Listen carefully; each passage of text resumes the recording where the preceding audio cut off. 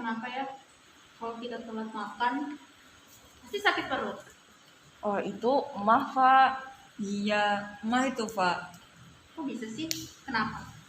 Oke deh, sini kami jelasin ya. Jadi, lambung atau yang disebut juga gaster itu merupakan salah satu organ sistem pencernaan. Nah, yang berada di sebelah kiri dekat diafragma. Jadi, lambung itu memiliki beberapa bagian. Yang pertama ada fundus ventriculi, ada corpus ventriculi, antrum pylorus, kurva mayor, dan kurvatura minor. Nah, lambung itu juga memiliki beberapa lapisan. Memangnya ada berapa lapis? Nah, lambung itu ada 4 lapisan, Pak. Oke, aku jelasin ya. Lapisan yang paling luar adalah lapisan serosa. Fungsi dari serosa itu sendiri adalah untuk mengurangi gaya gesekan lambung dengan berbagai organ lain. Yang kedua, terdapat lapisan muscularis externa. Fungsi dari muscularis externa itu sendiri untuk menggerakkan makanan yang sudah kita cerna ke organ pencernaan yang lain. Dan yang ketiga, terdapat lapisan submukosa yang berfungsi untuk menyalurkan nutrisi menuju lambung kita. Nah, dan yang keempat, yang terakhir, terdapat lapisan mukosa atau selaput lendir, yaitu lapisan paling dalam dari lambung. Nah, fungsi dari mukosa itu sendiri adalah membantu proses absorpsi dan proses sekresi asam lambung. Nah, asam lambung itu Pak yang bikin kamu sakit. Jangan kesal dulu, Pak. Asam lambung itu sangat penting loh untuk kita. Asam lambung itu adalah senyawa kimia yang alami yang dihasilkan oleh lambung kita. Dan asam lambung juga membantu proses pencernaan secara kimiawi loh.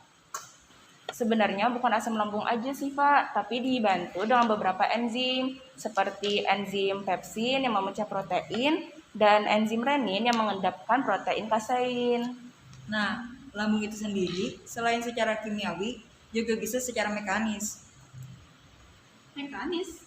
Iya, yaitu menyimpan, mencampur dengan sekret lambung dan mengeluarkan kimus ke dalam usus halus.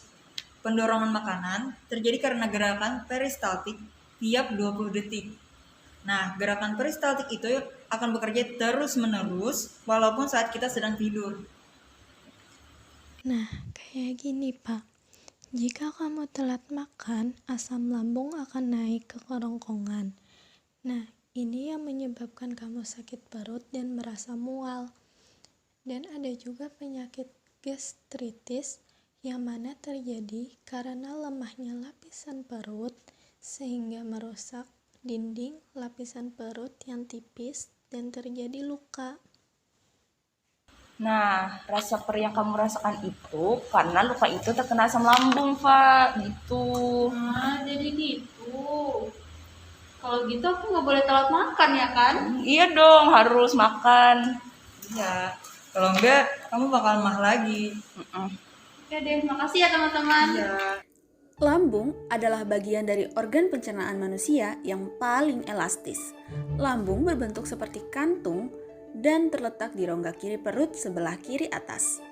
Di dalam lambung, makanan mengalami pencernaan secara mekanis dan kimiawi.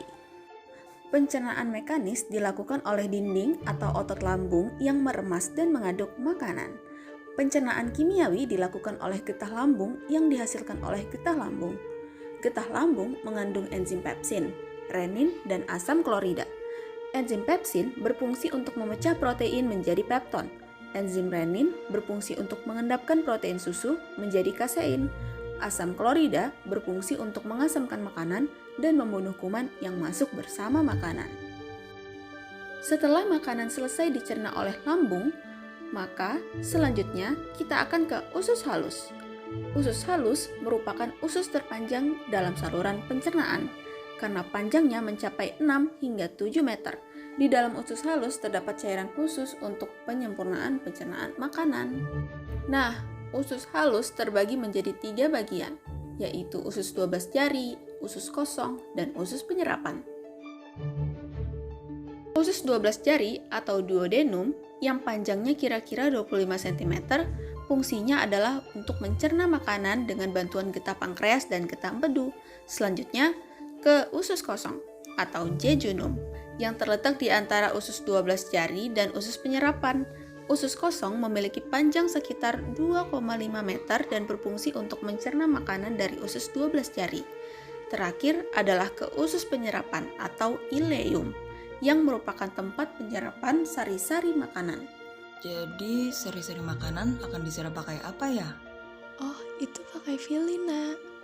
Di seluruh permukaan dindingnya terdapat ujung-ujung pembuluh darah atau villi yang menyerap sari-sari makanan, kemudian sari makanan diedarkan aliran darah ke seluruh bagian tubuh.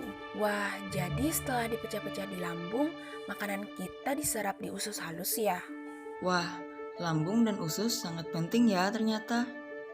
Iya, sangat penting. Maka dari itu kita harus jaga kesehatan kita ya. Sekian video dari kami. Terima kasih.